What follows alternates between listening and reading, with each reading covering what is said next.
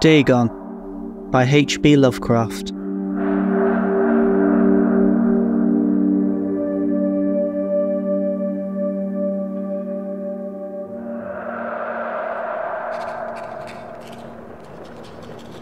I am writing this under an appreciable mental strain, since by tonight I shall be no more.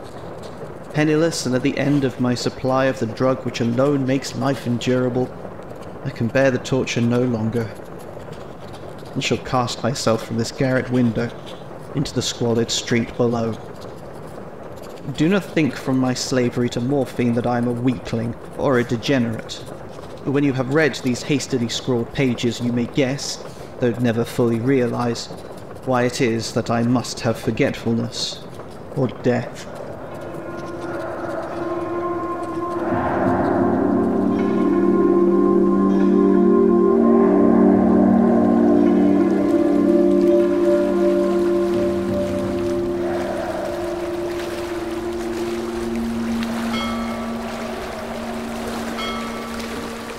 It was in one of the most open and least frequented parts of the broad Pacific that the packet of which I was supercargo fell a victim to the German sea raider.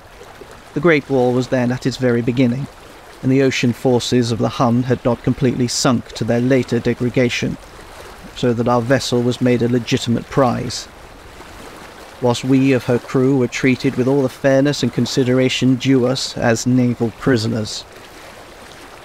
So liberal indeed was the discipline of our captors, that 5 days after we were taken, I managed to escape alone in a small boat with water and provisions for a good length of time.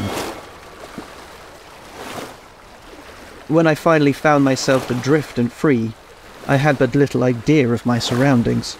Never a competent navigator, I could only guess vaguely by the sun and stars that I was somewhat south of the equator.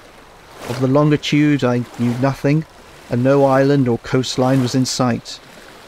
The weather kept fair, and for uncounted days I drifted aimlessly beneath the scorching sun, waiting either for some passing ship, or to be cast on the shores of some habitable land.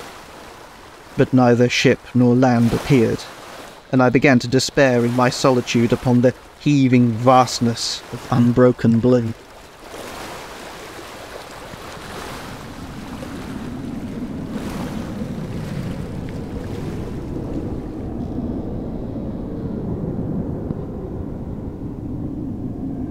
The change happened whilst I slept.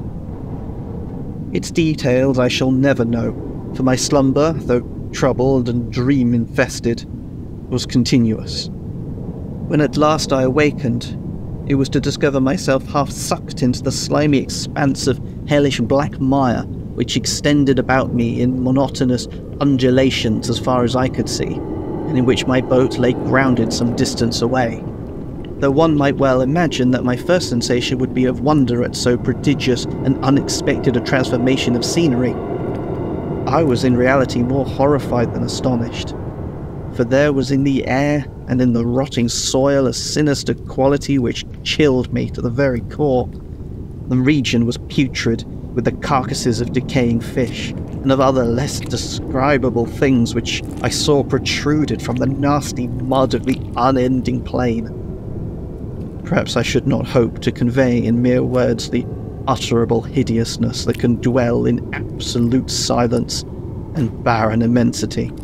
There was nothing within hearing, and nothing in sight, save a vast reach of black slime, yet the very completeness and the stillness and the homogeneity of the landscape oppressed me with a nauseating fear.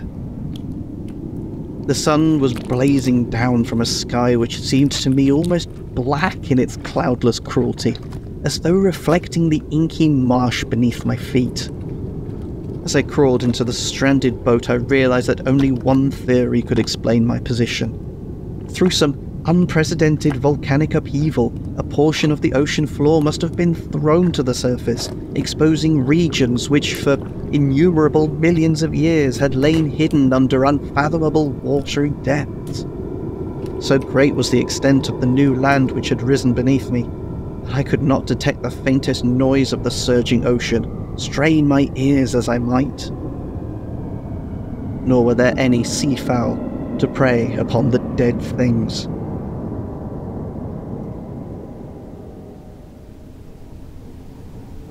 For several hours I sat thinking or brooding in that boat, which lay upon its side and afforded a slight shade as the sun moved across the heavens. As the day progressed, the ground lost some of its stickiness, and seemed likely to dry sufficiently for travelling purposes in a short time.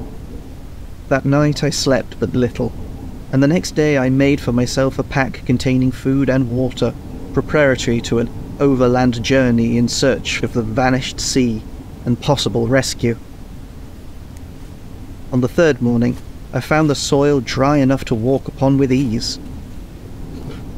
The odour of the fish was maddening, but I was too much concerned with graver things to mind so slight an evil, and set out boldly for an unknown goal. All day I forged steadily westward, guided by a faraway hummock which rose higher than any other elevation on the rolling desert.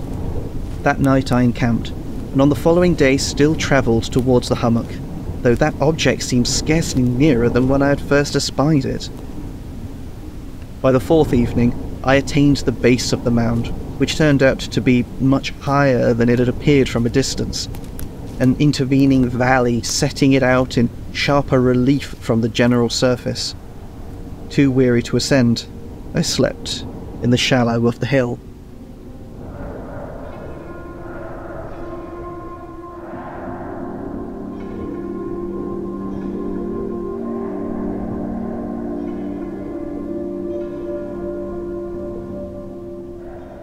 I know not why my dreams were so wild that night, but ere the waning and fantastically gibbous moon had risen far above the eastern plain, I was awake in a cold perspiration, determined to sleep no more.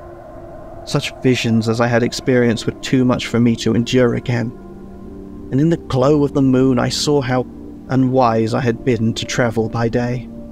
Without the glare of the parching sun, my journey would have cost me less energy. Indeed, I now felt quite able to perform the ascent, which had deterred me at sunset. Picking up my bag, I started for the crest of the eminence. I have said that the unbroken monotony of the rolling plain was a source of vague horror to me, but I think my horror was greater when I gained the summit of the mound and looked down the other side into an immeasurable pit or canyon whose black recesses the moon had not yet soared high above to illuminate. I felt myself on the edge of the world, peering over the rim into a fathomless chaos of eternal night. But through my terror ran curious reminiscences of Paradise Lost and Satan's hideous climb through the unfashioned realms of darkness. As the moon climbed higher in the sky, I began to see that the slopes of the valley were not quite so perpendicular as I had imagined. Ledges and outcroppings of rock afforded fairly easy footholds for a descent, whilst after a drop of a few hundred feet, the declivity became very gradual. Urged on by an impulse which I cannot definitely analyse, I scrambled with difficulty down the rocks and stood on the gentler slopes beneath, gazing into the Stygian depths where no light had yet penetrated. All at once my attention was captured by a vast and singular object on the opposite slope, which rose steeply about 100 yards ahead of me. An object that gleamed whitely in the newly bestowed rays of the ascending moon. That it was merely a gigantic piece of stone, I soon assured myself, but I was conscious of a distinct impression of its contour and position were not altogether the work of nature. A closer scrutiny filled me with sensations I cannot express, for despite its enormous magnitude, and its position in an abyss which had yawned at the bottom of the sea since the world was young, I perceived beyond a doubt that the strange object was a well-shaped monolith, whose massive bulk had known the workmanship and perhaps the worship of living and thinking creatures. Dazed and frightened, yet not without a certain thrill of the scientist's or the archaeologist's delight, I examined my surroundings more closely. The moon, now near the zenith, shone weirdly and vividly above the towering steeps that hemmed in the chasm, and revealed the fact that a far-flung body of water flowed at the bottom, winding out of sight in both directions, and almost lapping my feet as I stood on the slope. Across the chasm, the wavelets washed the base of the Cyclopean monolith, on whose surface I could now trace both inscriptions and crude sculptures. The writings was in a system of hieroglyphics unknown to me, and unlike anything I had ever seen in books, consisting for the most part of conventionalized aquatic symbols such as fishes and eels, octopi, crustaceans, mollusks, whales, and the like. Several characters obviously represented marine things, which are unknown to the modern world, but whose decomposed forms I had observed on the ocean-risen plain. It was the pictorial carvings, however, that did most to hold me spellbound. Plainly visible across the intervening water on account of their enormous size was an array of bas-reliefs whose subjects would have excited the envy of a Dor. I think that these things were supposed to depict men, at least a certain sort of men, though the creatures were shown disporting like fishes in the waters of some marine grotto, or paying homage at some monolithic shrine which appeared to be under the waves as well. Of their faces and forms I dare not speak in detail, for the mere remembrance makes me grow faint. Grotesque beyond the imagination of a Poe or a Bulwer, they were damnably human in the general outline, despite webbed hands and feet, shockingly wide and flabby lips, glassy, bulging eyes, and other features less pleasant to recall. Curiously enough, they seem to have been chiseled badly out of proportion with their scenic background, for one of the creatures was shown in the act of killing a whale, represented as but little larger than himself. I remarked, as I say, their grotesqueness and strange size, but in a moment decided that they were merely the imaginary gods of some primitive fishing or seafaring tribe. Some tribe whose last descendant had perished eras before the first ancestor of the Piltdown or Neanderthal man was born. Awestruck at this unexpected glimpse into a past beyond the conception of the most daring anthropologist, I stood musing whilst the moon cast queer reflections on the silent channel before me. Then suddenly, I saw it. With only a slight churning to mark its rise to the surface, the thing slid into view above the dark waters. Vast, Polyphemus-like, and loathsome, it darted like a stupendous monster of nightmares to the monolith, about which it flung its gigantic scaly arms, the while it bowed its hideous head and gave vent to certain measured sounds. I think I went mad then.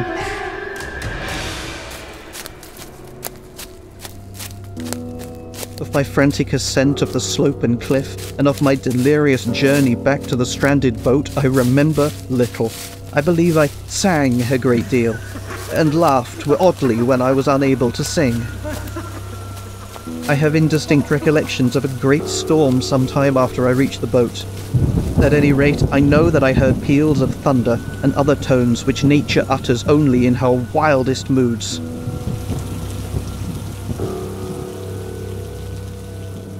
When I came out of the shadows, I was in a San Francisco hospital, brought thither by a captain of the American ship which had picked up my boat in mid-ocean. In my delirium I had said much, but found that my words had been given scant attention. Of any land upheaval in the Pacific, my rescuers knew nothing. Nor did I deem it necessary to insist upon a thing which I knew they could not believe. Once I sought out a celebrated anthologist, and amused him with peculiar questions regarding the ancient Philistine legend of Dagon, the fish god. But soon perceiving that he was hopelessly conventional, I did not press my inquiries. It is at night, especially when the moon is gibbous and waning, that I see the thing. I tried morphine, but the drug has given only transient cessine, and has drawn me into its clutches as a hopeless slave. So now, I am to end it all, having written a full account of the information or the contemptuous amusement of my fellow men.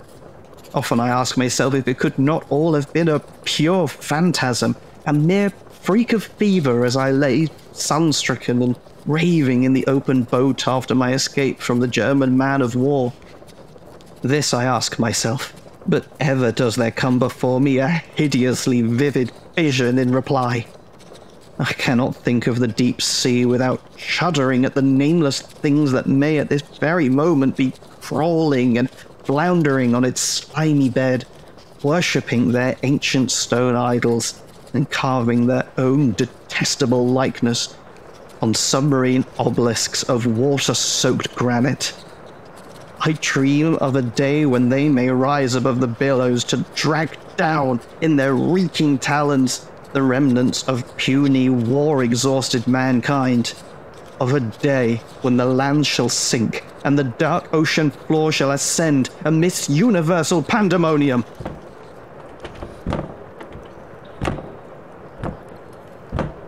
The end is near. I hear a noise at the door, as of some immense slippery body lumbering against it. It shall not find me. God! That hand!